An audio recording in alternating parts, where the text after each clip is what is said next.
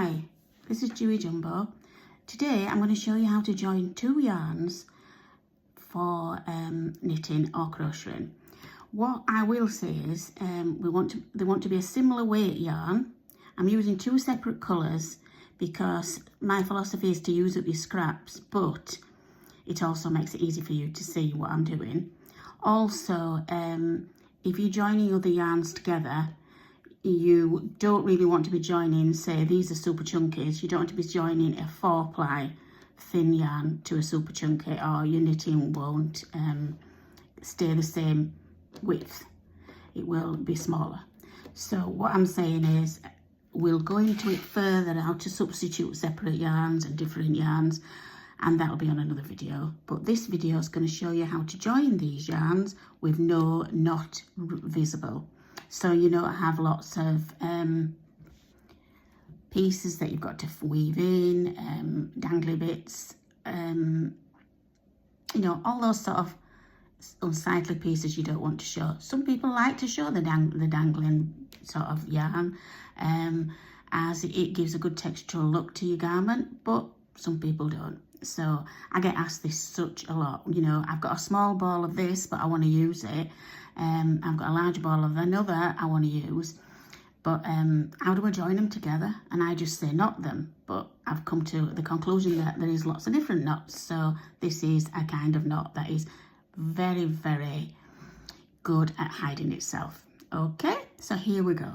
So what we want to do is join these ends. So bring them alongside each other.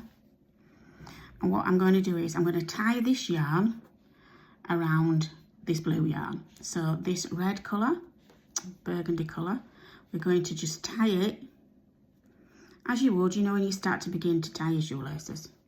So nice firm knot, not too tight, not too loose, but just firm.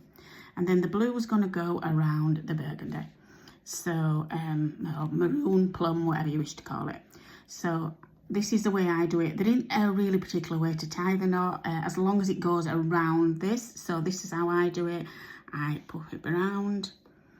There's other ways to do knots. This one I visually can cope with.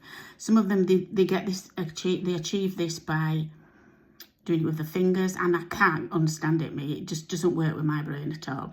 So I have to think, right, it's going around here. So what you're doing is tying the knot around here.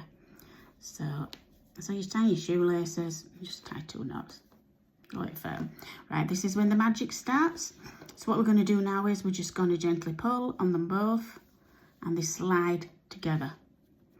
So as you can see, one knot is stopping the other knot coming off the end, and that's how it works. Sometimes you can give it a little tad, pull them together.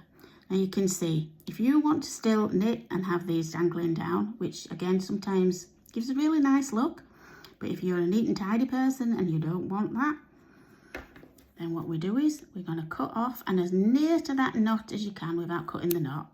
So right up to the edge, right up to the edge. There you are. Use them. There you are. So you can see it's firmly knotted. If you wanted to, just before I cut it off, you could tighten it a little bit more, but you can see now, the more you sort of wriggle it around a little bit, you'll knit now, that'll be hardly visible. It just really looks like another one of those dots, doesn't it? So there you are. I'm going to be doing lots more videos on how-to-dos, because I've realised that what I take for granted, being a knitter for more years than I can care to remember or even mention, there is all sorts of little do's and don'ts that we as knitters take for granted, but when people are starting out, you know, these are really valid questions. So I'm going to simplify it as much as possible, so which it has to be for my brain, and let's hope it works in your brain as well. Okay, thank you for watching. I'll see you all soon.